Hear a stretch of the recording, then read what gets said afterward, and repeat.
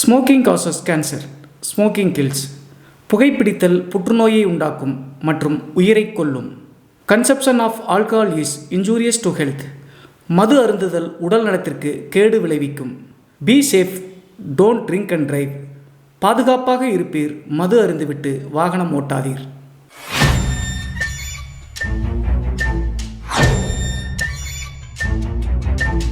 Hi everybody, நான் உங்கள் சிவா.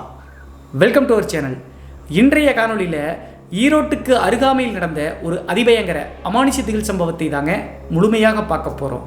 இந்த சம்பவத்தில் ஒரு வாலிபர் இறந்த பிறகு அந்த இறந்த வாலிபரினுடைய சடலத்தில் தன்னுடைய சூக்காலால் மிதித்து அவமதித்த காரணத்தினால் நடந்த திகில் மற்றும் அமானுஷ்ய நிகழ்வை தாங்க முழுமையாக பார்க்க போகிறோம். ஸோ இன்றைய காணொலியும் கொஞ்சம் கூட சுவாரஸ்யம் மற்றும் த்ரில்லிங் குறையாமல் நீங்கள் அப்படியே எதிர்பார்க்கலாங்க. இதுபோன்று உங்களுடைய வாழ்க்கையிலும் ஏதாவது திகில் சம்பவம் நடந்துருந்துச்சுன்னா இந்த மின்னஞ்சல் மூலியமாக அதை ஷேர் பண்ணலாங்க. ஒருவேளை மின்னஞ்சலில் டைப் பண்ணுறது கஷ்டமாக இருந்துச்சு அப்படின்னா நம்ம சேனலினோட இன்ஸ்டாகிராம் லிங்க்கை கீழே டிஸ்கிரிப்ஷனில் கொடுத்துருக்கேங்க. அதில் போய் ஃபாலோ பண்ணிவிட்டு வாய்ஸ் நோட்டாக கூட ஷேர் பண்ணலாங்க. இதுவரைக்கும் நம்ம சேனலை நீங்கள் சப்ஸ்கிரைப் பண்ணாமல் பார்த்துட்டு இருந்தாலும் சரி, புதிய பார்வையாளராக இருந்தாலும் சரி, வீடியோக்கு கீழே இருக்கக்கூடிய சப்ஸ்கிரைப் பட்டன் மற்றும் பெல் ஐக்கான் இரண்டையுமே கிளிக் பண்ணிடுங்க. நம்ம ஷோக்குள்ளே போலாம்.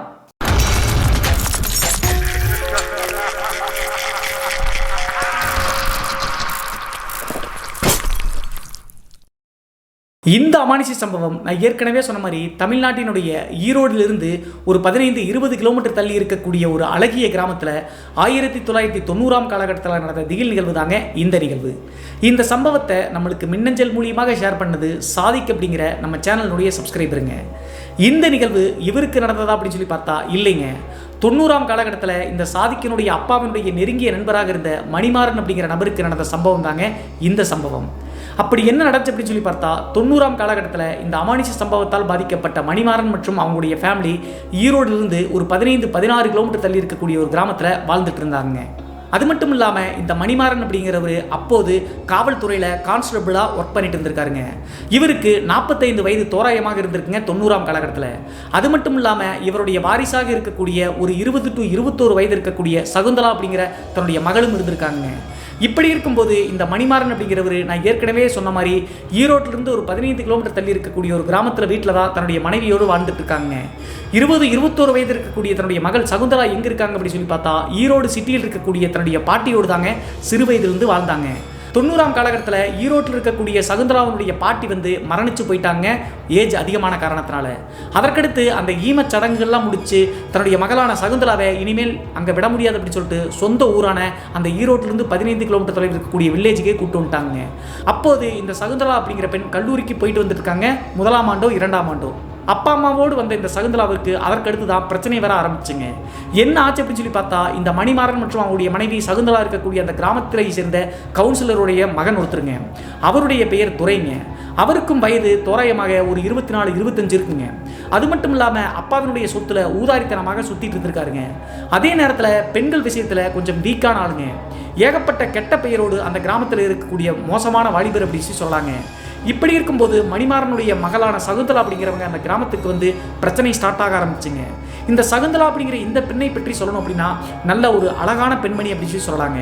அதை அடிப்படையாக கொண்டு அந்த ஊரில் இருக்கக்கூடிய கவுன்சிலருடைய மகளான துரை அப்படிங்கிறவர் இந்த பெண் மேலே மோகம் வைக்கிறாருங்க. இந்த பையன் ஒரு நல்ல பையனும் கிடையாதுங்க. ஏகப்பட்ட பெண்களோடு பழக்கம் இருக்குங்க. அதே நேரத்தில் இந்த மணிமாறனுடைய மகளான சகுந்தலா வந்த பிறகு இந்த பெண்ணினுடைய அழகுல மயங்கி அடிக்கடி டிஸ்டர்ப் பண்ணிகிட்டே இருந்திருக்காருங்க. மணிமாறன் காவல்துறை டிபார்ட்மெண்ட்டில் இருந்தாலும் கூட கவுன்சிலருடைய மகன் அப்படிங்கிற காரணத்தினால, அரசியல் செல்வாக்கு காரணத்தினால பெரிதுபடுத்தாமல் மணிமாறனுடைய மகளையே தொந்தரவு பண்ண ஆரம்பிச்சாருங்க. என்ன பண்ணார் அப்படின்னு சொல்லி பார்த்தா இந்த பெண் இந்த கிராமத்துக்கு அடிக்கடி இந்த பெண்ணை பார்த்து விசில் அடிக்கிறது, அது மட்டும் இல்லாமல் இந்த பெண் எங்கே போனாலும் ஃபாலோ பண்ணிகிட்டே போகிறது, இந்த மாதிரி செஞ்சுக்கிட்டே இருக்காருங்க. மிகவும் குறிப்பாக சொல்லணும் அப்படின்னா அந்த கிராமத்திலிருந்து பேருந்து நிறுத்தத்திற்கு ஒரு 1 கிலோமீட்டர் 1.5 கிலோமீட்டர் தூரம் நடந்து போய் தாங்க பேருந்தில் ஏறணும். இதனால் டெய்லியுமே கல்லூரிக்கு போவதற்காக கிராமத்திலிருந்து அந்த கிராமத்து வழித்தடத்தை தான் பேருந்து நிறுத்தத்துக்கு போவாருங்க. அந்த பெண் எந்த நேரத்துக்கு போவாங்க அப்படின்னு சொல்லிட்டு தெரிந்து கொண்ட இந்த கவுன்சிலருடைய மகனான துரை அப்படிங்கிறவர் தன்னுடைய பைக் எடுத்துட்டு பின்னாடியே ஃபாலோ பண்ணிட்டே போவாருங்க. இடையில குறுக்காட்டி அந்த பெண்ணை தொந்தரவு பண்ணிட்டே இருந்திருக்காருங்க. அது மட்டும் இல்லாமல் இந்த மணிமாறன் அப்படிங்கிறவருக்கு மேக்ஸிமம் வந்து நைட் டியூட்டி இருக்குங்க காவல்துறை அப்படிங்கிற காரணத்தினால ஸ்டேஷனில். இவர் நைட் டியூட்டிக்கு போயிட்டார் அப்படின்னா மணிமாறனுடைய மனைவியும் இந்த சகுந்தலா அப்படிங்கிற மகளும் மட்டும் தாங்க வீட்டில் இருப்பாங்க. அப்போது இந்த துரை அப்படிங்கிற கவுன்சிலருடைய மகன் வந்து பைக் எடுத்துட்டு அவங்களுடைய வீட்டுக்கு முன்னாடியே அங்கே எங்கேயும் ரவுண்ட் அடிச்சுட்டே இருப்பாருங்க. இதை ஊர் மக்கள்லாம் பார்த்துட்டு சகுந்தலாவையும் தப்பா நினைக்க ஆரம்பிச்சிட்டாங்க. நெருப்பு இல்லாம புகையாதில்ல, இடம் கொடுக்கக்கூடிய காரணத்தினால தானே கவுன்சிலருடைய மகன் இப்படியெல்லாம் பண்றாங்க அப்படின்னு சொல்லிட்டு ஓரளவுக்கு பேச ஆரம்பிச்சிட்டாங்க. ரொம்ப எரிச்சலா இருந்தாலும் கூட மணிமாறனால எதுவும் செய்ய முடியலைங்க. அவங்களுடைய அப்பா அரசியல் செல்வாக்கோடு இருக்கக்கூடிய காரணத்தினால. இந்த டைம்ல தான் ஒரு நாள் காலையில மணிமாறன் வந்து தன்னுடைய பைக் எடுத்து வந்து வீட்டில் சாப்பிட்டுட்டு இருக்காருங்க, ஒரு 8:30 மணி தோராயமாக. அதே நேரத்தில் தன்னுடைய மகளான சகுந்தலா அப்படிங்கிறவங்க காலேஜ் போயிட்டு வர அப்படின்னு சொல்லிட்டு பேருந்து நிறுத்தத்தை நோக்கி நடக்க ஆரம்பிக்கிறாங்க வீட்டிலிருந்து. ஒரு 10 நிமிடம் கழிச்சு இந்த துரை அப்படிங்கிற கவுன்சிலருடைய மகனும் தன்னுடைய பைக் எடுத்து அந்த பெண்ணுக்கு பின்னாடியே போறாருங்க. இதை வெளியில திண்ணையில் உட்காந்து சாப்பிட்டுட்டு இருந்த மணிமாறன் அப்படிங்கிறவர் பார்த்துட்டாருங்க. தன்னுடைய மகளை ஃபாலோ பண்ணிட்டு போறா, ஏதாவது தொந்தரவு பண்ணுவா அப்படின்னு சொல்லிட்டு தெரிஞ்சுக்கிட்ட மணிமாறன் தன்னுடைய பைக் எடுத்துட்டு பின்னாடியே போறாருங்க.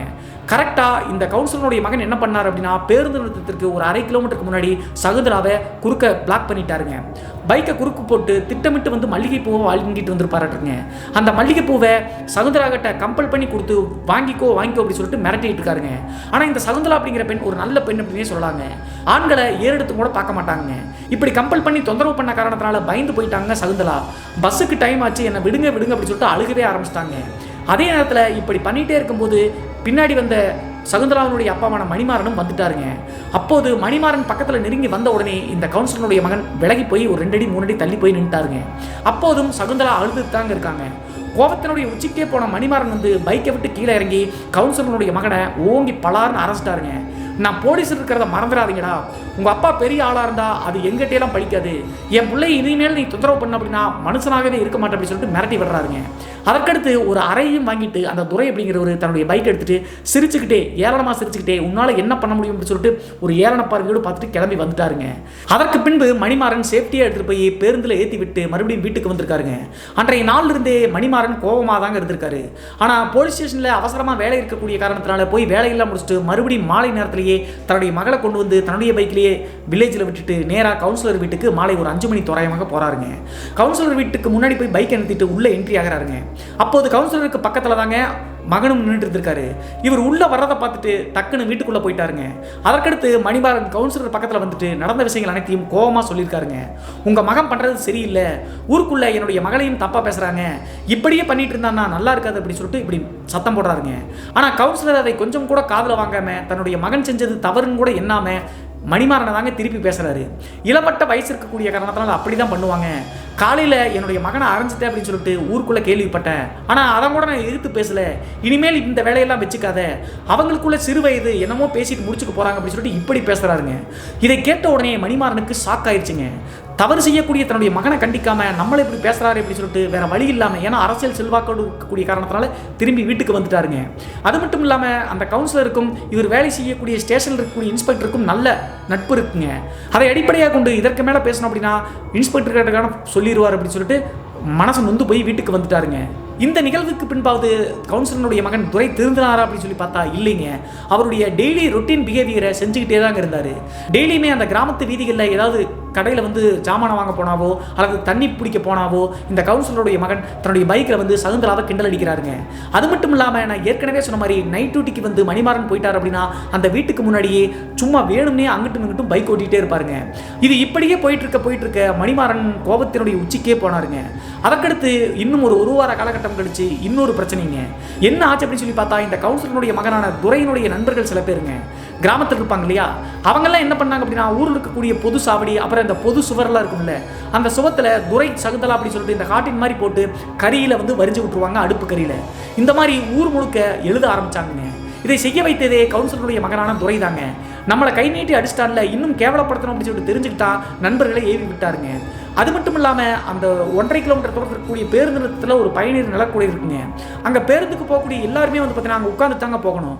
அப்போது அந்த பயணியர் நிலக்கூடை இருக்கக்கூடிய சுவர் முழுவதுமே துரை சகுந்தலா அப்படி சொல்லிட்டு காட்டின் போட்டு எழுத ஆரம்பித்தாங்க. ஊர் முழுக்க மணிமாறனுடைய மகளான சகுந்தலாவை பற்றி தப்பாக பேச ஆரம்பித்தாங்க ஊர் மக்கள். இந்த டைமில் தான் மணிமாறன் நொந்து போய் இருக்கும்போது ஒரு பயங்கரமான விஷயம் அந்த ஊருக்குள்ளே நடக்குதுங்க. என்னாச்சு அப்படின்னு சொல்லி பார்த்தா, இப்படி நாட்கள் உருண்டோடி போயிட்டு இருக்கும்போது ஒரு வார காலகட்டத்திலேங்க ஒரு நாள் நைட்டு 11:30 மணி தோராயமாக உள்ளூரை சேர்ந்த வில்லேஜில் இருக்கக்கூடிய ஒரு வாலிபர் அவசரமாக நைட்டு 11:30 மணிக்கு ஸ்டேஷனுக்குள்ளே ஓடி வர்றாருங்க. என்னாச்சு அப்படின்னு சொல்லி கேட்கும்போது, கவுன்சிலருடைய மகனான துரை அப்படிங்கிறவர் தண்ணியை போட்டு பைக்கில் வேகமாக அந்த பேருந்து நிலையத்திலிருந்து உள்ள அந்த 1.5 கிலோமீட்டர் ரோட்டில் போயிட்டு இருந்திருக்காருங்க. டக்குன்னு ஸ்கிப் ஆச்சா என்ன அப்படின்னு சொல்லி தெரியலீங்க. பைக்கிலேருந்து ஸ்கிப் ஆகி சைடில் இருக்கக்கூடிய மைல்கல்லில் போய் அவருடைய தலை அடிபட்டு ஸ்பாட்லேயே இறந்து போயிட்டாருங்க. அது மட்டும் இல்லாமல் பைக்கு பார்த்தீங்கன்னா ரோட்டினுடைய சைடு பகுதியிலையும் அவர் அந்த மைல்கல் அடிபட்டு தூக்கி வீசி சைடில் இருக்கக்கூடிய புதர்லையும் போய் விழுந்து இறந்து போயிட்டாருங்க. இந்த தகவலை தான் அந்த உள்ளூரில் இருக்கக்கூடிய ஒரு வாலிபர் அவசரமாக பயத்தோடு சொல்கிறாருங்க. அதற்கடுத்து காவல்துறையினர் ஜீப் எடுத்துக்கிட்டு இன்ஸ்பெக்டர் மணிமாறன் எல்லாருமே அங்கே ஸ்பாட்டுக்கு போகிறாங்க. அங்கே போய் பார்க்கும்போது கவுன்சிலர் உட்பட எல்லாருமே சொந்தக்காரங்க அந்த டெட் பாடியை பார்த்து அழுதுட்டு இருக்காங்க. அது மட்டும் இல்லாமல் இறந்து போன துரையினுடைய சடலம் அந்த புதர் சைடே அப்படியே கிடக்குதுங்க. எடுக்காமல் இருப்பதற்கான காரணம் கவுன்சிலருடைய குடும்பத்திற்கு ஒரு சந்தேகம் இருந்திருக்குங்க. சாதாரணமாக தன்னுடைய மகன் விழுந்திருக்க மாட்டான், யாராவது அடிச்சு தான் இப்படி தூக்கி போட்டிருக்காங்க, ஆக்சிடென்ட் ஆன மாதிரி காமிச்சிக்கலாம் அப்படின்னு சொல்லிட்டு எங்களுக்கு டவுட் இருக்குது அப்படின்னு சொல்லிட்டு கவுன்சிலரே சொல்கிறாருங்க.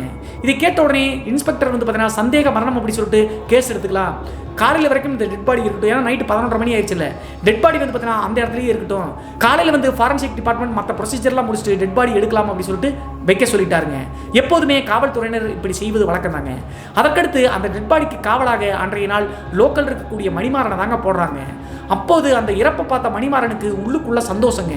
தன்னுடைய ஒட்டுமொத்த குடும்பத்தையும் தன்னுடைய ஒரே மகளையும் கேவலப்படுத்தினான்ல, இவனுக்கு சாவு சரிதான் அப்படின்னு சொல்லிட்டு மனசுக்குள்ளேயே சந்தோஷப்பட்டுக்கிட்டாருங்க. அதே நேரத்தில் அந்த ஸ்டேஷனோட இன்ஸ்பெக்டர் உங்கூர் பையன் தானப்பா, நீயே காவலாரு அப்படின்னு சொல்லிட்டு அந்த நைட்டு ஃபுல்லாக காவலாக இருப்பதற்காக டெட் பாடி காவலாக இருக்க சொல்கிறாங்க. அது மட்டும் இல்லாமல் இப்படி இருக்கும்போது விஏஓ தண்டக்காரன்னு சொல்லுவாங்க, அவரையும் 2 பேரும் சேர்ந்து தாங்க காவலாக இருக்கணும் காலையில் வரைக்கும். அதற்கடுத்து அன்றைய நாள் இரவு எல்லாத்தையும் அனுப்பி வச்சுட்டு சுற்றி சரௌண்டிங் போலீஸ் நோ கிராசிங் அப்படின்னு சொல்லிட்டு அந்த ஸ்டிக்கர் மாதிரி ஒட்டி ஊர் மக்கள் எல்லாத்தையும் அனுப்பிட்டாங்க. அனுப்பி வச்சுட்டு டெட் பாடிக்கு கொஞ்சம் தூரம் தள்ளி பார்த்தீங்கன்னா 2 சேரை போட்டு இந்த மணிமாறன் மற்றும் விஏஓ அதாவது தண்டக்காரன்னு சொல்லக்கூடிய 2 பேரும் தாங்க இருந்திருக்காங்க. எப்போதுமே டெட் பாடிக்கு பக்கத்தில் யாராவது இருந்தாங்க அப்படின்னா கொஞ்சம் பயப்படுவாங்க. அந்த காரணத்தினால கொஞ்சம் சரக்கடிப்பது வழக்கங்க. அந்த காரணத்தினால மணிமாறனும் கொஞ்சம் ட்ரிங்க் பண்ணியிருக்காருங்க. அதே நேரத்தில் இந்த தண்டக்காரரும் ஃபுல்லாக தண்ணி அடிச்சிட்டாருங்க. ஃபுல்லாக தண்ணி அடித்த தண்டக்காரர் அதற்கடுத்து தூக்கம் வருது நீ பார்த்துக்கோ அப்படின்னு சொல்லிட்டு அந்த டெட் பாடியிலிருந்து கொஞ்சம் தூரம் தள்ளி சேர்லேயே தூங்க ஆரம்பிச்சிட்டாருங்க. அப்போது இந்த மணிமாறன் அப்படிங்கிறவரும் ஓரளவுக்கு குடிச்சிருந்திருக்காருங்க. குடிச்சு முடிச்சுட்டு இந்த தண்டக்காரர் தூங்குனதுக்கு பின்னாடி அந்த டெட் பாடி பக்கத்தில் போறாருங்க. என்ன பண்ணுறது அப்படின்னு சொல்லிட்டு தெரியாமல் சந்தோஷத்தில், ஏன்னா இவரால் தான் தன்னுடைய மகளுக்கும் நம்மளுடைய குடும்பத்துக்கும் அசிங்கமாச்சு அப்படின்னு சொல்லிட்டு எப்போதுமே அந்த டெட் பாடி விழுந்த இடத்துலயே ஒரு வெள்ளை துணியை வச்சு பொருத்தி வச்சிருப்பாங்க. அப்படி இருக்கக்கூடிய அந்த டெட் பாடி பக்கத்தில் போயிட்டு அந்த முகம் இருக்கக்கூடிய பகுதியை மட்டும் நீக்கி விடுறாருங்க. தன்னுடைய சூக்காலில் நீக்கி விட்ட பின்னாடி அந்த இறந்து போன துரையினுடைய முகத்தை பார்க்குறாருங்க. பார்க்கும்போது அந்த மயில்கல் அடிபட்டு 2 தலால நடுவில் பயங்கர வெட்டுக்காயத்தோடு விழுந்து தாங்க டெட் பாடி கிடக்குது. அதை பார்த்த உடனே பயங்கரமாக சிரிச்சிருக்காருங்க. இவர் சரக்கடிச்சிருக்கக்கூடிய காரணத்தினால எவ்வளவு அசிங்கப்படுத்தினடா நீயும் உங்கள் அப்பனும் சேர்த்து, இப்போது அனாதை பணம் மாதிரி நீ என்னுடைய கஸ்டடியில் கிடக்கிற அப்படின்னு சொல்லிட்டு இப்படி போதையில் உளறி இருக்காருங்க. அது மட்டும் இல்லாமல் துரை மேலே இருக்கக்கூடிய கோபம் காரணத்தினால தன்னுடைய காலோடு சேர்த்து காலிலே பார்த்தீங்கன்னா அவருடைய முகத்தில் அங்கேயும் இங்கேயும் தள்ளியிருக்காருங்க. அதற்கடுத்து அந்த டெட் பாடியினுடைய முகத்தில் சூக்காலில் எட்டி உதச்சிட்டு ஓரளவுக்கு நிம்மதி பெருமூச்சு விட்டு மறுபடியும் துணியை போத்தி விட்டு அந்த இடத்துலயே உட்காந்துட்டாருங்க. காலையில் எப்போதும் போல காவல்துறையினர் ஃபாரன்சிக் டிபார்ட்மெண்ட் எல்லாரும் செக் பண்ணி பார்க்குறாங்க. செக் பண்ணி பார்க்கும்போது துரை அப்படிங்கிறவரை யாரும் கொல்லீங்க. அவங்களுடைய அப்பா சொன்ன மாதிரி ஃபுல்லாக ட்ரிங்க் பண்ணிட்டு பைக்கில் வேகமாக போய் ஸ்கிப் ஆகி கீழே விழுகும்போது அந்த மயில்களில் தலையிடிப்பட்டு இறந்து போயிருக்காங்க அப்படின்னு சொல்லிட்டு தகவலாக தெரியுதுங்க. அதற்கடுத்து அந்த டெட் பாடி போய் போஸ்ட்மார்ட்டம் பண்ணி ஃபேமிலி கிட்ட ஒப்படைச்சிட்டாங்க. ஃபுல் ப்ரொசீஜர்லாம் முடிச்சு அந்த துரை அப்படிங்கிற நபருடைய இறுதி சடங்கெல்லாம் நல்லபடியாக முடியுதுங்க. அந்த சாவில் எல்லாரும் ஓரளவுக்கு கஷ்டப்பட்டாலும் கூட நல்ல சந்தோஷமாக இருந்தது இந்த மணிமாறன் மற்றும் அவங்களுடைய குடும்பத்தார் தாங்க. இனிமேல் நம்மளுக்கு எந்த பிரச்சனையும் இல்லை, நிம்மதியாக தன்னுடைய மகள் போயிட்டு வருவா அப்படின்னு சொல்லிட்டு நினச்சி சந்தோஷப்பட்டாருங்க. இப்படி இருக்கும்போது அந்த துரை அப்படிங்கிறவர் இறந்து அவங்களுடைய வழக்கப்படி 11ஆவது நாளே அந்த இறுதி சடங்கு காரியம் பண்ணுறது பண்ணிடுவாங்க. 11ஆவது நாள் காரியம் முடிச்ச அன்றைய இரவே இறந்து போன துரையினுடைய ஆன்மாவினுடைய ஆட்டம் தொடங்க ஆரம்பிச்சிருச்சுங்க. எல்லா வீடியோலையும் சொல்கிற மாதிரி அமானுஷ்ய புயல் வீச ஆரம்பிச்சு அப்படின்னு சொல்லலாங்க. அந்த 11ஆவது நாள் ஈமச்சடங்கு செய்யக்கூடிய அன்றைய நாள் இரவு டியூட்டி பார்த்தீங்கன்னா மணிமாறனுக்கு நைட் டியூட்டி தாங்க போட்டிருக்காங்க ஸ்டேஷனில். அந்த காரணத்தினால இரவு 7 மணிக்கு சாப்பிட்டு முடிச்சுட்டு நைட் டியூட்டி கிளம்புற அப்படின்னு சொல்லிட்டு கிளம்பி போயிட்டாருங்க. எப்போதும் போல வீட்டில் சகுந்தலா மற்றும் மணிமாறனுடைய மனைவி மட்டும் தாங்க இருந்திருக்காங்க. அப்படி இருக்கும்போது நைட்டு நடுநிசி நேரங்க ஒரு 1:30 மணி தோராயமாக இருக்கும். இந்த சகுந்தலா அப்படிங்கிற பெண் 20 வயசு to 21 வயசு இருந்துச்சு இல்லையா, அவங்களுக்கு ரெஸ்ட் ரூம் வந்த காரணத்தினால டக்குன்னு எந்திரிச்சு வீட்டை விட்டு மெயின் டோர் கதவை திறந்து வெளியே தாங்க பாத்ரூம் இருக்குது. பாத்ரூமில் போய் ரெஸ்ட் ரூம் போயிட்டு திரும்ப பார்த்தீங்கன்னா மெயின் டோர் பக்கத்தில் வர்றாங்க. வந்துட்டு அப்படியே ஆப்போசிட்ல திரும்பணும் இல்லையா, அப்பதான் உள்தாப்பால் போட முடியும். நிலவு சைடு உள்ள வந்துட்டு டக்குன்னு திரும்பின உடனே ஒரு பெரிய ஷாக்குங்க. என்ன ஆச்சு அப்படின்னு சொல்லி பார்த்தா, நிலவாசல ஒட்டுன மாதிரியே துரையனுடைய ஆன்மா ஆவேசமா அப்படியே அப்பியர் ஆயிருக்குங்க. இதை சகுந்தலா தத்ரூபமா பார்க்கறாங்க. சடனா ஒரு அடி 2 அடி டிஸ்டன்ஸ்ல அந்த ஆன்மாவை பார்த்த சகுந்தலா மிரண்டு போயிட்டாங்க. பயங்கர சத்தம் போட்டு அலறிட்டாங்க. அலறின உடனே உள்ள படுத்திருந்த சகுந்தலாவுடைய அம்மாவும் எந்திரிச்சு ஓடி வந்து என்னமாச்சு அப்படின்னு சொல்லி கேட்கறாங்க. அப்போது சகுந்தலா மறுபடியும் கூச்சலிட்டே கண்ணை இருக்க மூடிட்டு அவங்களுடைய அம்மாவையே தள்ளி விடுறாங்க. எவ்வளவோ சமாதானப்படுத்தி என்னாச்சு பாப்பா அப்படின்னு சொல்லி கேட்கும்போது நிலவாசல கை காமிச்சுக்கிட்டே அங்க பாருங்க நிக்கிறான் துரை நிக்கிறான் அப்படின்னே சொல்லுதுங்க. இவங்க போட்ட சத்தத்துல பக்கத்து வீட்டுக்காரங்க எல்லாமே ஓடி வந்துட்டாங்க. எல்லாரும் ஓடி வந்து சகுந்தலா பேசுறத கேட்கறாங்க. துரை நிக்கிறான் அப்படின்னு சொன்ன உடனே பக்கத்து வீட்டுக்காரங்க எல்லாம் நடுநடுக்கி போயிட்டாங்க. அவங்களுடைய கண்களுக்கு தெரியலீங்க. ஆனா சகுந்தலாவுடைய கண்களுக்கு மட்டும் அந்த மெயின் டோர் நிலவாசல்ல தெரிகிற மாதிரி தட்டுப்பட்டிருக்க மாட்டேங்க. அதை பார்த்து தான் அந்த கத்துறாங்க. அதற்கடுத்து பக்கத்து வீட்டுக்காரங்க எல்லாமே ஒருத்தர் பேச ஆரம்பிச்சாங்க. அவன் செத்து போயிட்டான், இருந்தாலும் விடாம இந்த பெண்ணை தொந்தரவு பண்ணுவான் அப்படின்னு சொல்லிட்டு பேசுறத காதறிய கேட்கறாங்க அவங்களுடைய அம்மா. கண்கலங்கி கத்துறாங்க, பாப்பா அமைதியா இரு பாப்பா அப்படின்னு சொல்லிட்டு. அதற்கடுத்து வேடிக்கை பக்கத்து வீட்டுக்காரங்க எல்லாமே போயிட்டாங்க. இவங்களுடைய குடும்பத்துக்கு நெருங்கிய சொந்தக்காரங்க இருக்கக்கூடிய 4-5 பேர் மட்டும் ஆறுதல் படுத்திட்டு இருக்காங்க சகுந்தலாவை. அந்த டைம்ல ஓரளவுக்கு இயல்பான நிலைக்கு வந்துட்டு சகுந்தலா வந்து பார்த்தீங்கன்னா உடம்பெல்லாம் நடுங்குதுங்க. அப்போது அப்பாவை கூட்டுவாங்க, எனக்கு பயமா இருக்கு அப்படின்னு சொல்லிட்டு கத்துறாங்க. இப்படி சொன்ன உடனே அவங்களுக்கு சொந்தக்காரங்களா இருக்கக்கூடிய 2 வாலிபர்கள் ஸ்டேஷன்ல போய் அவரை கூட்டு வந்துடலாம், இந்த அக்கா வேற இந்த கத்து கத்துறாங்க அப்படின்னு சொல்லிட்டு ஒரு பைக் எடுத்துட்டு நேரா 2 பேர் ஸ்டேஷனுக்கு போறாங்க. இவங்க போய் சேரும்போது நைட்டு 2 மணி ஆயிடுச்சுங்க. அந்நாரத்துக்கு இவங்க வரதை பார்த்துட்டு மணிமாறன் என்னாச்சுடா அப்படின்னு சொல்லி கேட்கறாங்க. அக்காவுக்கு இப்படி எதையோ பார்த்து பயந்துட்டு கத்துறாங்க, உங்களை கூப்பிடுறாங்க, பயமா இருக்கு அப்படின்னு சொல்லி சொல்றாங்க. அப்படி சொன்ன உடனே மணிமாறன் வந்து யோசிக்கிறாருங்க. என்ன ஆச்சு அப்படின்னு சொல்லி பார்த்தா, இவங்க பசங்க போய் கேட்கக்கூடிய அந்த டைம்ல வந்து பார்த்தீங்கன்னா நைட் டியூட்டிக்காக நைட் ரவுண்ட்ஸ்க்காக ஸ்டேஷனில் இருக்கக்கூடிய பெரும்பாலான போலீஸ் வந்து வெளியே ரவுண்ட்ஸ் போயிட்டாங்க. ஒரு அரை மணி நேரம் 1 மணி நேரத்தில் வந்துருவாங்கடா, அது வரைக்கும் நான் இங்கே இருந்தாகணும், நீங்கள் முன்னாடி போங்க, நான் பின்னாடியே இன்ஸ்பெக்டர் வந்த உடனே சொல்லிட்டு நான் வந்துடுறேன் அப்படின்னு சொல்லி சொல்கிறாருங்க. அப்படி சொன்ன உடனே அந்த 2 இளைஞர்களும் ரிட்டன் வில்லேஜுக்கே வந்துட்டாங்க. மணிமாறனுடைய வீட்டில் வந்து அவன் அந்த பெண் கதக்கூடிய இடத்துலயே உட்காந்துருக்காங்க. அந்த இளைஞர்கள் போய் கிட்டத்தட்ட அரை மணி நேரம் கழிச்சு அந்த ரவுண்ட்ஸ் போன இன்ஸ்பெக்டர் கொண்டு ஸ்டேஷனுக்கு வந்துட்டாங்க. தன்னுடைய மகள் எதையோ பார்த்து பயந்துட்டா, என்ன கூப்பிடுறா சார், நாங்கள் போய் பார்த்துட்டு வரோம் அப்படின்னு சொன்ன உடனே சரி போய் சேஃப்டியாக போயிட்டு அப்படின்னு சொல்லிட்டு பைக் எடுத்துட்டு நேராக மணிமாறன் அந்த ஸ்டேஷன் வந்து வில்லேஜை நோக்கி வர்றாருங்க. வில்லேஜுக்கும் ஸ்டேஷனுக்கும் கிட்டத்தட்ட ஒரு 5 கிலோமீட்டர் தூரம் இருக்குங்க. கரெக்டாக அந்த ஸ்டேஷன்லேருந்து ஒரு 3 கிலோமீட்டர் 3.5 கிலோமீட்டர் தூரம் மெயின் ரோட்லேயே வந்துட்டு அதற்கடுத்து அந்த வில்லேஜ் ரோட்டில் 1.5 கிலோமீட்டர் தூரம் வில்லேஜ் ரோட்டில் வரணுங்க. அதே மாதிரி மணிமாறன் அந்த மெயின் ரோட்லேருந்து இறங்கி வில்லேஜ் ரோட்டில் ஒரு 1 கிலோமீட்டர் தூரம் வர்றாருங்க. இவர் வரும்போதும் கரெக்டாக ஒரு 2:30 மணி தோராயமாக இருக்குங்க. இவர் பைக்கில் வந்துகிட்டே இருக்கும்போது இந்த துரை ஒரு 10 நாளைக்கு முன்னாடி இறந்து போன அதே இடத்துலைங்க கொஞ்சம் தூரத்திலேயே ஒரு 20 மீட்டர் 30 மீட்டர் தூரத்திலேயே முகப்பு வெளிச்சத்தில் அந்த ரோட்டினுடைய நடு சைடு அங்கிட்டும் இங்கிட்டும் யாரும் நடக்கிறத நல்லா பார்க்குறாருங்க இந்த மணிமாறன் அப்படிங்கிறவர். பார்த்த உடனே இவர் காவல்துறையில் இருக்கக்கூடிய காரணத்தினால பயக்கலைங்க. யாரும் இந்நேரத்துக்கு அங்கிட்டு இங்கிட்டு நடந்துட்டு இருக்காங்களே, அது மட்டும் இல்லாமல் இந்த துரை அப்படிங்கிற அந்த நபர் செத்து போன இடம் தானே இது அப்படின்னு சொல்லிட்டு பக்கத்தில் பைக்கை நெருங்கிட்டே போறாருங்க. பக்கத்தில் கொஞ்சம் நெருங்கி போக தாங்க தெரியுது. கிட்டத்தட்ட ஒரு 10 அடி டிஸ்டன்ஸுக்கு பக்கத்தில் போன உடனே மிரண்டு போயிட்டாருங்க இந்த மணிமாறன் அப்படிங்கிறவர். அங்கே அங்கிட்டும் இங்கிட்டும் குறுக்க நடமாடிட்டு இருக்கிறது வேற யாரும் கிடையாதுங்க, இறந்து போன துரையினுடைய ஆன்மாதாங்க. அதை தத்ரூபமா கொஞ்சம் பக்கத்திலேயே நெருங்கி போய் பார்த்த உடனே மணிமாறன் மிரண்டு போயிட்டாருங்க. பைக்கை கீழே போட்டு அந்த இடத்துலயே ஸ்டன்னாகி நிற்கிற மாதிரி நிற்கிறாருங்க. அந்த நேரத்திலேயே நடு ரோட்டில் பிளாக் பண்ணி நின்று இருந்த துரையினுடைய ஆன்மா சட்டுன்னு வந்து பார்த்தீங்கன்னா இந்த மணிமாறன் பக்கத்தில் நெருங்கி வருதுங்க. வந்தது மட்டும் தாங்க ஞாபகம் இருக்கு. அதற்கடுத்து மணிமாறனுக்கு என்ன நடந்துச்சு அப்படின்னே தெரியலங்க. இதே நேரத்தில் 1 மணி நேரம் கழிச்சு வர்ற அப்படின்னு சொல்லிட்டு சொன்ன மணிமாறன் வீட்டுக்கு வராத காரணத்தினால ஊருக்குள்ள வந்த அந்த 2 இளைஞர்கள் மறுபடியும் ஸ்டேஷனில் போய் பார்த்துட்டு வரலாம் அப்படின்னு சொல்லிட்டு பைக் எடுத்துட்டு ஊர்லேருந்து மறுபடியும் ஸ்டேஷனை நோக்கி அந்த ரோட்டில் வந்துட்டு இருக்காங்க. கரெக்டாக இந்த துரை இறந்து போன அந்த இடத்துக்கு பக்கத்தில் ரோட்டில் வந்துட்டு இருக்கும்போது மணிமாறனுடைய பைக் கீழே விழுந்திருக்கிறத பார்த்துட்டு வேகமாக ஓடி போய் அந்த இளைஞர்கள் பார்க்குறாங்க. பார்க்கும்போது மணிமாறன் மயக்கம் நிலையில் அப்படியே நடு ரோட்டில் விழுந்து கிடக்கிறாருங்க.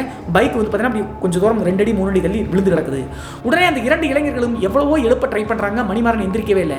அதற்கடுத்து ஒரு இளைஞர் அந்த மணிமாறன் பக்கத்திலேயே உட்காந்துக்கிட்டு இன்னொரு இளைஞர் பைக் எடுத்துட்டு ஊருக்குள்ளே போய் ஆட்கள் எல்லாம் கூப்பிட்டு வராருங்க. எல்லாரும் ஓடி வந்து பார்த்து அதற்கடுத்து ஆம்புலன்ஸ் அரேஞ்ச் பண்ணி மணிமாறன் எடுத்து போய் லோக்கல் இருக்கக்கூடிய ஹாஸ்பிட்டலில் சேர்த்துறாங்க. ஹாஸ்பிட்டலில் சேர்த்து விடிய ட்ரிப் இறங்கிட்டே இருக்குங்க. காலையில் ஒரு 10 மணி தோராயமாக தான் மணிமாறன் முழிச்சிருந்துருக்காருங்க. முழிச்சு பார்க்கும்போது அவங்களுடைய மனைவி மற்றும் சகுந்தலா அப்படிங்கிற தன்னுடைய மகள் பயத்தோடு நிற்கிறாங்கன்னா அழுதுகிட்டே.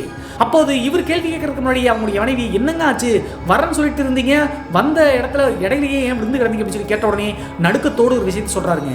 பசங்க வந்து தகவல் சொல்லிட்டு போன அரை மணி நேரம் கழிச்சு இன்ஸ்பெக்டர் வந்த காரணத்தினால பைக் எடுத்து வந்துட்டு இருந்தோமா, கரெக்டாக அந்த செத்து போன நாய் இருக்கான்ல, அந்த நாய் இறந்து போன அந்த இடத்துல ஏதோ ஒரு நபர் நடந்துட்டு இருந்தாரு, யாருன்னு பக்கத்தில் போய் பார்க்க தான் தெரியுது, அவனே தாம்மா, செத்தும் கூட நிம்மதியாக விடமாட்டான் இருக்கு, அவனை தத்துவமாக பார்த்தோமா அப்படின்னு சொல்லிட்டு அப்படியே ஆதங்கத்தில் இந்த மணிமாறன் சொல்கிறாருங்க. இவருக்கு 45 வயது இருக்கக்கூடிய காரணத்தினால ஆன்மாவாக பார்த்தாலும் கூட அந்த கோபம் இன்னும் தனியவே இல்லைங்க.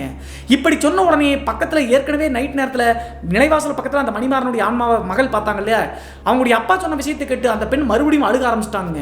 அப்போது நீங்கள் எதுக்குமா வர சொன்னீங்க அப்படின்னு சொன்ன உடனே அந்த பெண்ணுக்கு நடந்த விஷயத்தையும் அப்படியே சொல்கிறாங்க. பாப்பா வந்து ரெஸ்ட் ரூம் போயிட்டு திரும்பி வந்து மெயின் டோரை லாக் பண்ணலான்னு சொல்லிட்டு திரும்பின அடுத்த செகண்டே நிலவாசல்லையே நீங்கள் பார்த்த அதே ஆன்மா வந்து நின்றுச்சாமா, அதனால தான் பாப்பா பயந்து போய் கத்துனா, உங்களை பார்க்கணும்னு சொன்ன காரணத்தினால தான் பசங்களை அனுப்பி விட்டு அப்படின்னு சொல்கிறாங்க. இதை கேட்ட உடனே மணிமாறனுக்கு புரிஞ்சிருச்சுங்க, தான் செய்த தவறு காரணத்தினால தான் இந்த ஆன்மா வந்து இப்படி வீறு கொண்டு வருது அப்படின்னு சொல்லிட்டு. அதான் இறந்து டெட் பாடிக்கு காவலாக இருக்கும்போது சூக்காலில் வந்து பார்த்தீங்கன்னா அந்த முகத்தில் அங்கிட்டு மீண்டும் காலை வச்சு உதச்சார்ல, அந்த காரணத்தினால தான் அப்படின்னு சொல்லிட்டு மனசுக்குள்ளே நினச்சிட்டாருங்க. ஆனால் யாருக்கிட்டையும் சொல்லலை. அதே நேரத்தில் அந்த ஆன்மாவும் திட்டம் போட்டு தாங்க பண்ணியிருக்கு.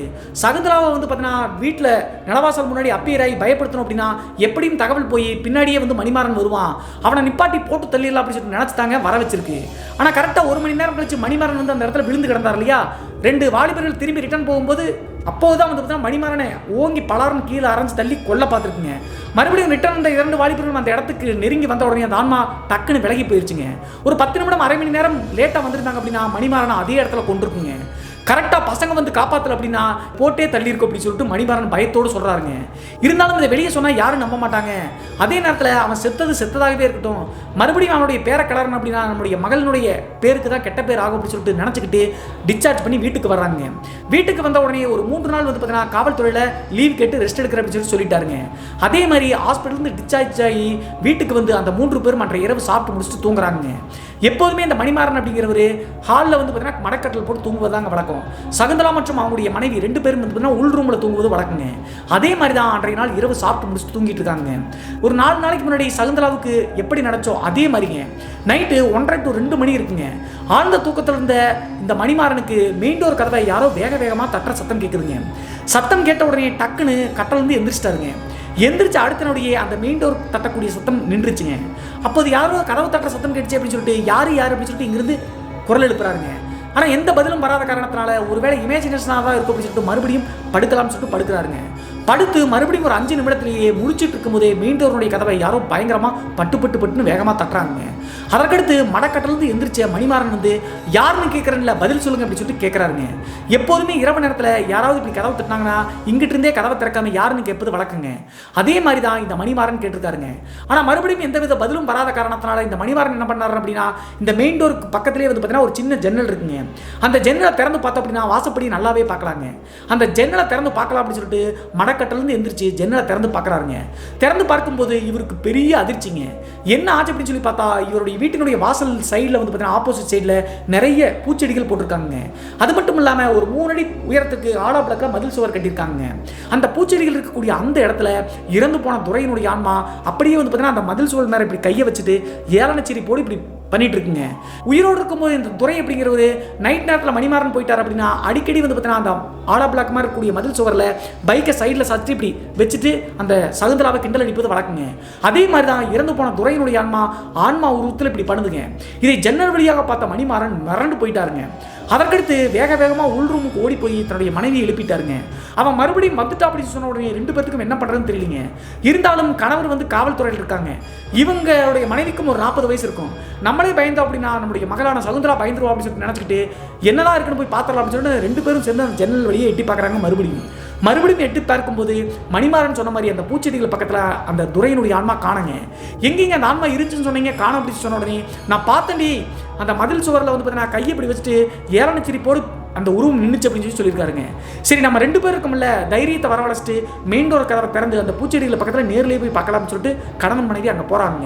மெயின் டோர் கதவை திறந்து விட்டு நேராக அந்த காம்பவுண்ட் சுவர் இருக்கக்கூடிய பூச்செடிகள் இருக்கக்கூடிய பக்கத்தில் போய் அங்கிட்டு பார்க்குறாங்க. போய் பார்க்கும்போது அந்த ஆன்மா எங்கேயுமே மறுபடியும் காணுங்க. அதற்கடுத்து காணம் இல்லைங்க, நம்ம பார்த்துக்கலாம் வாங்க அப்படின்னு சொல்லிட்டு 2 பேரும் ரிட்டர்ன் ஆகி வீட்டுக்குள்ளே வரலாம்னு சொல்லிட்டு வர்றாங்க. ரிட்டர்னில் திரும்பி கரெக்டாக அந்த நிலைவாசல் பக்கத்தில் 2 பேரும் வந்து நிற்கிறாங்க. நின்று பார்க்கும்போது மறுபடியும் ஒரு பெரிய ஷாக்குங்க. என்ன ஆச்சு அப்படின்னு சொல்லி பார்த்தா, உள்ரூமில் தூங்கிட்டு இருந்த தன்னுடைய மகளான சகுந்தலா பிரம்ம பிடிச்ச மாதிரிங்க நிலவாசலில் வந்து அப்படியே நிலவாசல் நின்றுட்டு இவங்க 2 பேர்த்தையும் வாசல் பக்கத்துலேருந்து வர்றாங்க. 2 பேர்த்தையும் பார்த்துட்டு பயங்கரமாக சிரிக்கிறாங்க. இந்த சிரிப்பை பார்த்த உடனே மணிமாறன் மற்றும் அவங்களுடைய மனைவிக்கு ஒன்றுமே புரியலிங்க. என்ன பாப்பா ஆச்சு அப்படின்னு சொல்லி கேட்ட உடனே என்னதானே தேடினீங்க, நான் உன் மகளோட உடம்புல இருக்கு அப்படின்னு சொல்லி சொல்லுதுங்க துரையனுடைய ஆன்மா. இதை கேட்ட உடனே ஷாக் ஆயிடுச்சுங்க கணவன் மற்றும் மனைவிக்கு. அதற்கடுத்து கோபம் அடைஞ்ச மணிமாறன் காவல்துறை பணியில் இருக்கக்கூடிய காரணத்தினால நிலவோடு நின்றுட்டு இருக்கக்கூடிய அவங்களுடைய மகளை அப்படியே இடுப்போடு சேர்த்து அப்படியே கட்டி அணைச்சு உள்ள காலுக்குள்ள தூக்கிட்டு போயிட்டாருங்க. என்ன காரணம் அப்படின்னா, இப்படி பேய் பிடிச்சிருச்சு அப்படின்னு சொல்லிட்டு ஊருக்குள்ள பக்கத்து வீட்டுக்காரங்களுக்கெல்லாம் தெரிஞ்சு அப்படின்னா பெரும்பாலும் வந்து பார்த்தீங்கன்னா அது தப்பான செய்தியாக பரவிடும். அந்த காரணத்தினால தான் பயந்து பேய் பிடிச்சிருந்தாலும் கூட தன்னுடைய மகளை உள்ள கூட்டு போயிடலாம் அப்படின்னு சொல்லிட்டு உள்ள ட்ரை பண்ணி மணிமாறன் பிடிச்சிட்டு உள்ள நடுகாலுக்கு இழுத்துட்டு போயிட்டாருங்க. அதே நேரத்தில் சுதாரிச்சுக்கிட்ட மணிமாறனுடைய மனைவி பூஜரமுக்கு உள்ள ஓடி போய் திருநீரை வேக வேகமாக எடுத்துட்டு பக்கத்தில் ஓடி வர்றாங்க.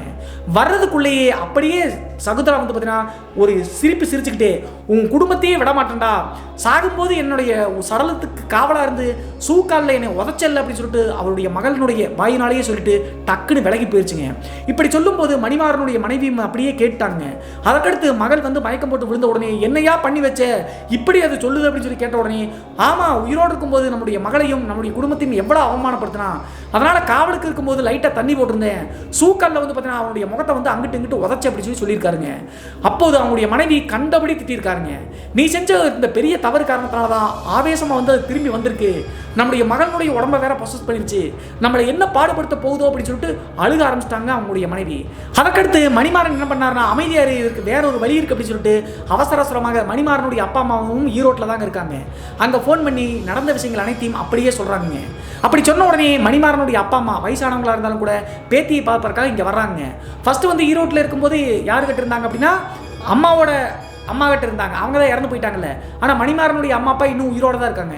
அவங்ககிட்ட சொன்ன உடனே அவங்க வந்து ஒன்றும் பயப்படாதீங்க, இதுக்கு ஒரு வழி இருக்கு அப்படின்னு சொல்லிட்டு நேராக காலையில் வீட்டுக்கு வந்து சேர்ந்துட்டாங்க. மணிமாறனுடைய அப்பா அம்மா வீட்டுக்குள்ளே வரும்போது சகுந்தலா நைட்டெல்லாம் பண்ண அட்ராசிட்டி காரணத்தினால நல்லா தூங்கித்தாங்க இருக்காங்க கட்டலில். அப்போது வீட்டுக்குள்ளே என்ட்ரி ஆகி பேத்தியான சகுந்தலாவை பார்த்துட்டு மணிமாறனுடைய அப்பா அம்மா கணவன் மனைவி கிட்ட ஒரு விஷயத்த சொல்கிறாங்க. அடிக்கடி அவங்க வந்து பண்ணாரியம்மன் கோவில் சக்திமங்கலத்துக்கு போயிட்டு வருவது வழக்குங்க. அந்த பண்ணாரியம்மன் கோவில் பக்கத்தில் ஜீவசமாதி இருக்கக்கூடிய ஒரு சித்தர் பீடம் இருக்குது, அங்கேயுமே அவங்க வழிபட்டு வருவது வழக்குங்க.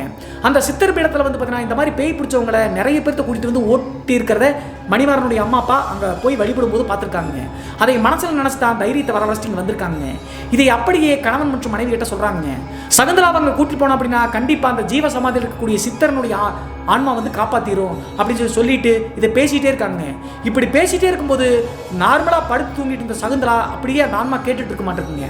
எப்போதுமே வந்து நான் ஏற்கனவே நிறைய வீடியோக்களில் சொல்லியிருக்கேன், யாருடைய உடம்புல அந்த ஆன்மா வந்து ஆக்குபை பண்ணியிருக்கோ அங்கே இருந்துக்கிட்டே வந்து பார்த்தீங்கன்னா அந்த ஆன்மாவை விரட்டுறதுக்கான பேச்சுகளை பேசக்கூடாதுங்க. ஆனால் இவங்க அது தெரியாமல் பேசிட்டாங்க. இந்த தாத்தா பாட்டி அந்த ஜீவசமாதி கூட்டு போலாம் அப்படின்னு சொன்ன உடனே படுத்துட்டு இருந்த சகுந்தலா வீரியமாக கத்திட்டு எந்திரிக்கிறாங்க. எந்திரிச்சு வீட்டை விட்டு ஓட ட்ரை பண்ணுறாங்க. ஓட ட்ரை பண்ண உடனே சுதாரிச்சுக்கிட்ட சகுந்தலாவுடைய தாத்தா பாட்டி ஆல்ரெடி சக்திமங்கலத்தினுடைய பண்ணாரியம்மன் திருநீரை கொண்டு வந்திருக்காங்க பொட்டலம் வச்சு இடுப்பில். அதை எடுத்து சகுந்தலாவுடைய நெத்தியில் வச்ச உடனே அப்படியே மயக்கம் போட்டாங்க. மயக்கம் போட்டு அடுத்த செகண்டே கொஞ்சம் கூட தாமதிக்கக்கூடாது, ஒரு காரை ஒன்று அரேஞ்ச் பண்ணுங்க அப்படின்னு சொல்லிட்டு ஒரு காரை அரேஞ்ச் பண்ணி அந்த சத்தியமங்கலம் பண்ணாரியம்மன் கோவில் இருக்கக்கூடிய அந்த வனப்பகுதியில் இருக்கக்கூடிய ஜீவசமாதிக்கு இந்த சகுந்தலாவை கொண்டு போயிட்டாங்க. அந்த ஜீவசமாதிக்கு முன்னாடி காரை போய் நிறுத்தின உடனே காரை விட்டு இறங்கும் போது தான் சகுந்தலா நார்மல் நிலைக்கே வந்துட்டாங்க. இறங்கி அந்த ஜீவசமாதிக்கு போகிற வரைக்குமே கைகாலெல்லாம் அவ்வளவு நடுக்க முடிச்சுட்டாட்டுங்க இந்த சகுந்தலாவுக்கு. அதற்கடுத்து அந்த ஜீவசமாதியில் இருக்கக்கூடிய ஊழியர்கள் எல்லாமே சகுந்தலாவை கூப்பிட்டு வந்து அங்கே உட்கார வச்சு பூஜை எல்லாம் பண்ணுறாங்க. எப்போதுமே அந்த ஜீவசமாதிக்கு போனோம் அப்படின்னா ஒரு நாள் இரவு தூங்குவது வழக்கங்க. அதே மாதிரி தூங்குனா நல்லது அப்படின்னு சொல்லுவாங்க. அந்த ஊழியர்களும் அன்றைய நாள் முழுவதும் சகுந்தலாவை முன்னாடி உட்கார வச்சு அந்த சித்தர் இறந்து போன ஜீவசமாதிக்கு முன்னாடி பூஜை எல்லாம் பண்ணிட்டு இன்னைக்கு நைட்டு மட்டும் ஸ்டே பண்ணிட்டு போங்க, கண்டிப்பாக இறந்து போன சித்தரனுடைய அருளால் இந்த பெண்ணினுடைய உடம்பு இருக்கக்கூடிய ஆன்மா போயிடும் அப்படின்னு சொல்லிட்டு நம்பிக்கை ஊட்டியிருக்காங்க அந்த ஊழியர்கள். அதே மாதிரி அன்றைய இரவு சாப்பிட்டு முடிச்சுட்டு அந்த ஜீவசமாதியில் இருக்கக்கூடிய குடிலேயே தூங்க ஆரம்பிச்சிருக்காங்க. இந்த மணிமாறன் மற்றும் அவங்களுடைய தாத்தா வந்து பார்த்தீங்கன்னா கொஞ்சம் தூரம் ஒரு 3 அடி 4 அடி தள்ளி தூங்கிட்டாங்க. அதற்கடுத்து அவங்களுடைய பாட்டி சகுந்தலா அப்புறம் அவங்களுடைய அம்மா 3 பேரும் ஒரு இடத்துல தூங்கிட்டு இருக்காங்க. இப்படி தூங்கிட்டு இருக்கும்போது நடுநிசி நேரங்க எந்த டைம் அப்படின்னு தெரியல, கரெக்டாக ஒரு 2 மணிக்கு மேலே தான் இருக்குமாமாங்க. என்ன ஆச்சு அப்படின்னு சொல்லி பார்த்தா, இந்த மணிமாறன் அப்படிங்கிற இந்த காவல்துறையில் பணி செய்யக்கூடிய சகுந்தலாவுடைய அப்பா டக்குன்னு ஏதோ காரணத்தினால முழிச்சிருக்காருங்க. முழிச்சு பார்க்கும்போது ஒரு பெரிய அதிசயம்ங்க. இந்த சகுந்தலா வந்து தூங்கிட்டு இருக்காங்க இல்லையா, சகுந்தலாவுடைய தலைமேட்டுக்கு மேலே வந்து பார்த்தீங்கன்னா இறந்து போன அந்த ஜீவ சமாதி அடைந்த சித்தருங்க தத்ரூபம் அப்படியே வெள்ளை ஆடை அணிஞ்ச மாதிரிங்க, மின்னல் மாதிரிங்க சகுந்தலாவுடைய தலைமேட்டில் நின்றுட்டு அப்படியே தலையை வருடி விடுற மாதிரி வருடி விட்டு இருக்காருங்க. இதை நேரடியாக மணிமாறன் பார்த்தாலும் கூட அவர் அப்படியே ஸ்டன் பண்ணி சுயநினைவு இழக்கிற மாதிரி இலக்க வச்சுட்டாருங்க அந்த சித்தர். அதற்கடுத்து நடக்கக்கூடிய நிகழ்வுகள் அனைத்து மணிமாறன் அப்படியே கண்ணை முழிச்சுட்டே பார்த்துட்டு இருக்காருங்க. அப்போது அந்த ஜீவ சமாதி அடைந்த சித்தர் சகுந்தலாவுடைய முடி வந்து நீளமாக இருக்குமாங்க. அந்த தலைமுடியை இப்படி இழுத்து போட்டு அப்படியே வருடி விட்டுட்டே இருக்காருங்க. இப்படி வருடி விட சகுந்தலாவுடைய உடம்புலேருந்து ஒரு புகை மாதிரி ஒரு ஆன்மா வந்து பார்த்தீங்கன்னா அப்படியே வெளியே வருதுங்க கொஞ்சம் கொஞ்சமாக அந்த பெண்ணினுடைய உடம்புலேருந்து. அதற்கடுத்து அந்த புகை மாதிரி இருந்த உருவம் அந்த சகுந்தலாவுடைய உடம்பை விட்டு நீங்கி ஒரு 2 அடி 3 அடி தள்ளி போய் அப்படியே காற்றில் நிற்கிற மாதிரி அப்படியே அந்தரத்தில் நிற்கிற மாதிரி நிற்குதுங்க. அப்போது சகுந்தலாவுடைய தலைமேட்டுக்கு மேலே நின்று இருந்த அந்த சித்தர் வந்து அந்த ஆன்மாவை பார்த்து இப்படின்னு சொல்லிட்டு கையை நின்றாருங்க. கையை நீட்டி ஆசீர்வாதம் பண்ணுற மாதிரி என்னமோ பண்ணுறாருங்க. பண்ணின உடனே அந்த ஆன்மா புகை மாதிரி இருந்த ஆன்மா வேற யாரும் கிடையாதுங்க, இறந்து போன துரையினுடைய ஆன்மா தான் சகுந்தலாவுடைய உடம்பை விட்டு நீங்கி வந்து அங்கே நிற்கிது. அதற்கடுத்து அந்த சித்தரனுடைய கைகள் வந்து பார்த்தீங்கன்னா அந்த புகை மாதிரி இருக்கக்கூடிய இடத்துல இப்படி நீண்ட உடனே மின்மினி பூச்சிகள் எப்படி கூட்டமாக இருந்து அப்படியே கலையும் அந்த மாதிரி சரசரன்னு கலைஞ்சிருக்குங்க. அப்படி கரைஞ்சு போன பின்னாடி ஒரு 5 நிமிடம் கழிச்சு அந்த சித்தர் வந்து பார்த்தீங்கன்னா மணிமாறனை பார்த்து கையெடுத்து அப்படியே ஆசீர்வாதம் பண்ணுற மாதிரி பண்ணிட்டு அப்படியே வந்து பார்த்தீங்கன்னா மறைஞ்சு போயிட்டாருங்க. இந்த நிகழ்வு நடந்து ஒரு 2 நிமிடம் 3 நிமிடம் கழிச்சு தான் மணிமாறன் நார்மல் நிலைக்கே வராருங்க. அதற்கடுத்து அவசரமாக எந்திரிச்சு தன்னுடைய மகளை வந்து தூக்குறாருங்க. மனைவியும் எந்திரிச்சிட்டாங்க, தாத்தா பாட்டியும் எந்திரிச்சிட்டாங்க, அங்கே படுத்திருக்கக்கூடிய குடியில் படுத்திருக்கக்கூடிய மற்றவர்களும் எந்திரிச்சிட்டாங்க. அதற்கடுத்து வேகமாக ஓடி போய் அந்த மணிமாறன் ஜீவ சமாதி இருக்கக்கூடிய அந்த இடத்துல அழுகிறாருங்க. ஐயா நீங்கள் காப்பாற்றிட்டீங்க என்னுடைய மகள் அப்படி சொல்லிட்டு. அந்நேரத்துக்கு இந்த நிகழ்வுகள் நடக்கக்கூடிய காரணத்தினால ஊழியர்கள் வந்துட்டு வந்து இந்த மணிமாறன்ட்டு என்னாச்சு அப்படின்னு சொல்லி கேட்குறாங்க. தன்னுடைய கண் முன்னாடி நடந்த அனைத்து அந்த அதிசய நிகழ்வுகளையும் அப்படியே அந்த ஊழியர்கள்ட்ட சொல்லியிருக்காங்க. ஊழியர்கள் அதையெல்லாம் கேட்டு இது பெரிய விஷயமெல்லாம் கிடையாது, நிறைய பேர்த்துக்கு நைட்டு நேரத்தில் ஜீவ சமாதி அடைஞ்ச சித்தர் வந்து பார்த்தீங்கன்னா கண்ணெதிர்க்கு காட்சியளிப்பார், அவங்களுடைய பிரச்சனை எல்லாம் தீர்த்து வைப்பார். அதே மாதிரி தான் உங்களுடைய மகளினுடைய உடம்புல இருக்கக்கூடிய அந்த ஆன்மாவை தனியாக பிரித்து விட்டு வந்து துரையினுடைய ஆன்மாவையும் வந்து பார்த்தீங்கன்னா சமாதானப்படுத்தி மோட்சத்தை கொடுத்துருக்காருங்க. அதனால தான் அந்த மின்மினி பூச்சிகள் மாதிரி துரையினுடைய ஆன்மா அப்படியே கரைஞ்சு போயிருக்குங்க. இதை அனைத்தையும் அந்த ஊழியர்கள் அப்படியே சொல்லியிருக்காங்க. இனிமேல் நீங்கள் பயப்பட தேவையில்லை, காலையில் நீங்கள் தாராளமாக கிளம்பி போகலாம், அந்த ஆன்மானால இனிமேல் எந்த தொந்தரவும் இருக்காது அப்படின்னு சொல்லிட்டு அந்த ஊழியர்கள் உத்தரவாதமாக சொல்கிறாங்க. அதே மாதிரி காலையில் எந்திரிச்ச உடனே அந்த ஜீவ சமாதிக்கு வரக்கூடிய நிறைய பொதுமக்களுக்கு அன்னதானம் கொடுத்துட்டு அதற்கடுத்து நிம்மதி பெருமூச்சு விட்டு அந்த ஜீவ சமாதியிலிருந்து திரும்ப ஊருக்கு வந்திருக்காங்க. அந்த ஊழியர்கள் வாக்கு கொடுத்த மாதிரியே அந்த துரையினுடைய ஆன்மா அதற்கடுத்து எங்கேயுமே தட்டுப்படலிங்க, சகுந்தலாவையோ இந்த குடும்பத்தையோ தொந்தரவு பண்ணல. ஏற்கனவே அந்த ஊழியர்கள் சொன்ன மாதிரி அந்த சித்தர் வந்து பார்த்தீங்கன்னா துரையினுடைய கோபமாக இருந்த அந்த ஆன்மாவையும் சமாதானப்படுத்தி மோட்சத்துக்கு அனுப்பி வச்சுச்சாட்டுருங்க. இந்த சம்பவம் 1990 காலகட்டத்தில் மணிமாறனுடைய குடும்பத்தில் நடந்துச்சு. மணிமாறனும் இந்த மின்னஞ்சல் என்ப சாதிக்கினுடைய அப்பாவும் வந்து நண்பர்களுங்க. ஸோ அந்த காரணத்தினால தான் சாதிக்கு இந்த ஃபுல் டீட்டெயில் தெரிஞ்சிருக்குங்க. ரொம்ப நாளாக நம்மளுடைய சேனலை பார்த்துட்டு இருக்கக்கூடிய காரணத்தினால இந்த சம்பவத்தை நம்மளுக்கு ஷேர் பண்ணி சென்ட் பண்ணியிருக்காருங்க. சாதிக்கு ஒரு நன்றி சொல்லிட்டு இன்றைய காணொலியை இதோடு முடிச்சுக்கலாங்க.